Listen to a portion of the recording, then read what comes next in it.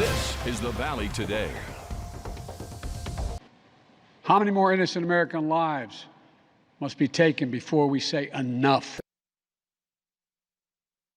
President Joe Biden makes an emotional plea in the wake of back-to-back mass shootings across the country. In a rare evening White House address, the president says he is asking Congress to restore an all-out ban on the sale of assault-style weapons and says if that can't be done, he wants to raise the age to buy them from 18 to 21. The president argues that the Second Amendment to the Constitution is not absolute and that the issue is not about taking away anyone's rights. It's about protecting children and families. He is calling for expanded gun background checks and more support for red flag laws to alert authorities about potentially dangerous individuals.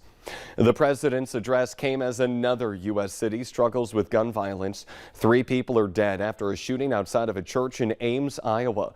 Police say the dead include the shooter. A motive is not known at this time. The church had been holding an event involving college-age students. A motive behind the actions of the Tulsa, Oklahoma shooter is now becoming more clear. Police say the gunman targeted a doctor who had treated him. He bought the AR-15 style rifle just 3 hours before using it in that shooting. The shooter blamed the doctor for the pain that he was experiencing. The shooter died from an apparent self-inflicted gunshot wound after taking 4 other lives. A Minnesota jury has now convicted a man of murder in a shooting attack on a Twin Cities area medical clinic last year that killed 1 staff member and wounded 4 others. Gregory Ulrich was charged with murder, attempted murder, and other counts in the shooting in Buffalo. That's just northwest of Minneapolis. Investigators say Ulrich was addicted to opioids and angry that his supply had been cut off. Ulrich admitted to setting off bombs and opening fire inside of that Allina clinic back in February of 2021, killing a medical assistant and wounding 4 others. He testified that he committed the violence to bring attention to the struggles that he faced trying to obtain pain meds for his physical ailments. He is now due to be sentenced on June 17th.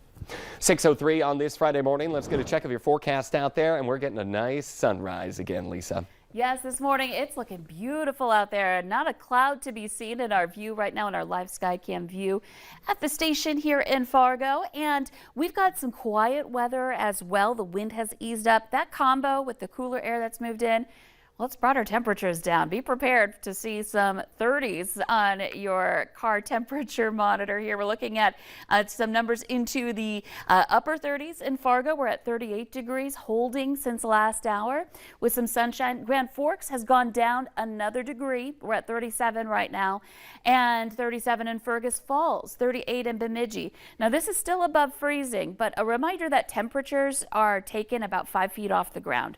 So there are times where you're in the mid-30s for your temperature report, but at the surface it may be closer to freezing. So watch out for some patchy frost in some of these areas to start off the day today.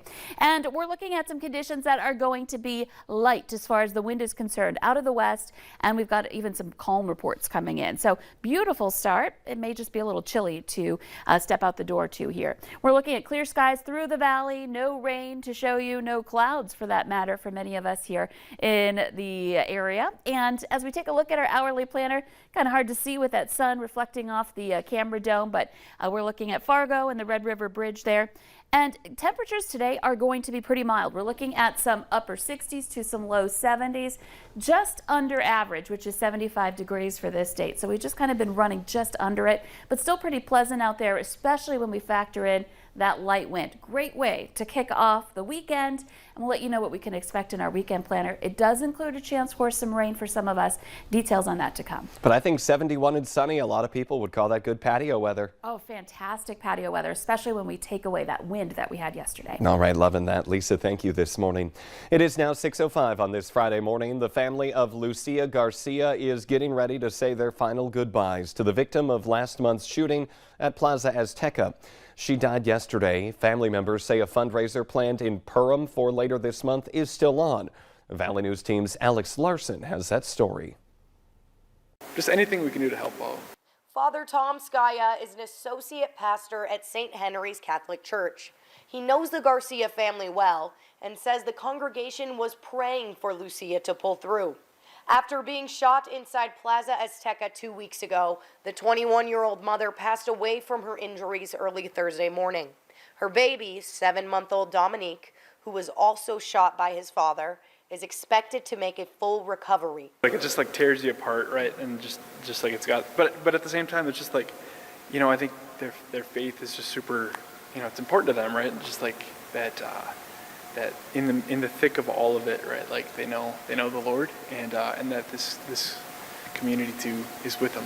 When a relative brought up the idea of a fundraiser, Father Tom says he didn't waste any time setting it up, and it will go on as planned, as the family still needs funds to help pay for their mounting medical costs. There will be authentic Mexican food, a bake sale, and a silent auction. Father Tom says those close to the family helping him organize it are busy getting donations from local businesses. This whole fundraiser is just a tiny gesture, from the parish family to the Garcia family, because it's just such a horrible situation, right? But this is just wanting to give them a glimpse that they're not alone. Father Tom says it's important for the congregation and community to let the Garcia family know they care and that Lucia will not be forgotten. Such tragic news hearing about Lucia's passing, but we're still gonna have the fundraiser and just to help out the family with the medical costs, funeral costs, whatever, to show that support. In Perm, Alex Larson, Valley News Live. The fundraiser is set for Sunday, June 12th from 11 a.m. to 1 p.m. at St. Henry's Catholic Church in Perham. The man who police say shot Garcia and her baby had a violent criminal history in both North Dakota and Minnesota. The day of the shooting, a warrant was out for Malik Gill's arrest related to domestic assault involving Garcia. She also had a no-contact order in place against him. Experts say knowing the signs of domestic violence and available resources can help victims of abuse. Some signs to look for is like controlling behaviors within relationships, not wanting to speak about their partner, maybe not having access to phones or basic needs, maybe not coming around as much or not wanting to speak about their current happenings in their life are some red flags we can look for. Resources like the Rape and Abuse Crisis Center's 24/7 hotline and the National Domestic Violence Hotline are available on the VNL News app and valleynewslive.com. Just click on this story. A farmer from Ashley, North Dakota, who had been jailed in Ukraine since November, has been released from custody but is still in that country. Kurt Groshans was arrested on charges that he plotted to assassinate Ukraine's agriculture minister, although Groshans' family says the charges were aimed at silencing his claims of corruption in that country. Groshans moved to Ukraine in 2017, where his ancestors are from. His family says he invested money to get a farming operation up and running. You might be seeing a lot more sweet, doughy treats this morning. It's National Donut Day. We are live from Sandy's just ahead. But first, good morning. To have that warm cup of coffee and a donut out there, Lisa Green is in with a check of that chilly morning forecast.